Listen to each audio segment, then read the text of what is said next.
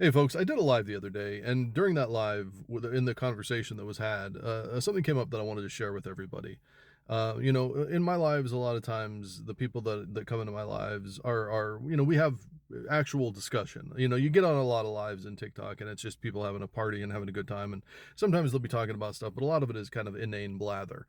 And I'm not saying that ours is necessarily always the most eruditic stuff you can possibly imagine, but it is oftentimes, we're discussing, personal issues and things like that. And that's one of the things I absolutely love about having the community that I have is the ability to just sit and listen and talk about these things. But one of the things that came up among people that had been, betrayed, hurt, basically in by friends and by, romantic relationships and things like that, they'd been devastated. I mean, there's no better word than that. They'd been devastated and left behind. And we're all sitting there talking about this, and there was this feeling that we all had, and it's hard because a lot of times you don't want to give it voice because it feels arrogant, it feels self-important, it feels like you're going too far with it, but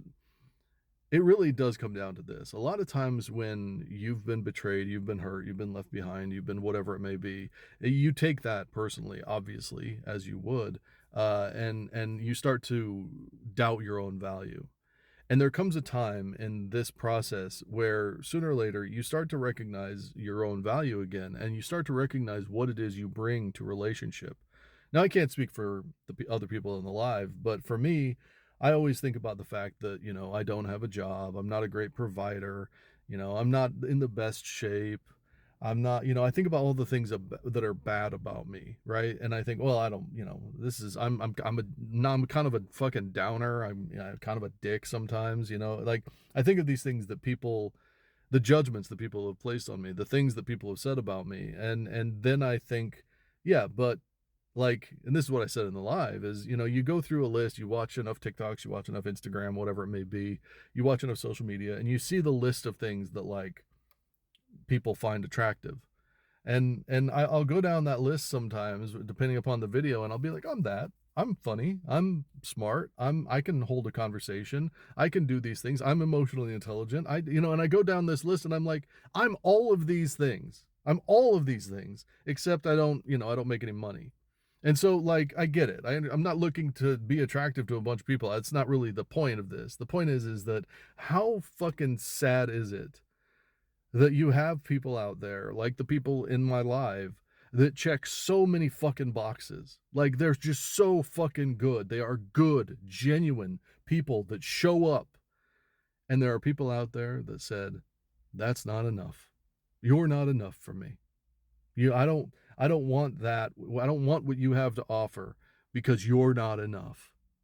That is, I mean, at one point it's tragic, if you think about it from the point of view of these people have really honestly found a diamond in the rough and then they walk away from it thinking they're going to find better.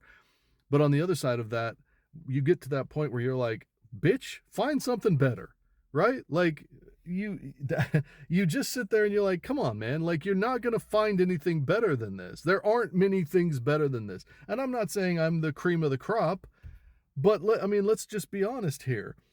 I'm pretty sure I carry a conversation better than 95% of the people out there. I'm pretty sure that I show up emotionally, and this goes for not just me. This goes for everybody in the fucking chat that night. And I'm just like, how do you throw that away? How do you not want that in your life? What sort of a fucking epic goddamn fumble is that to throw that away, right? And it really it comes from a place of, honestly trying to make yourself feel better, but at the same time, it's just the reality, right?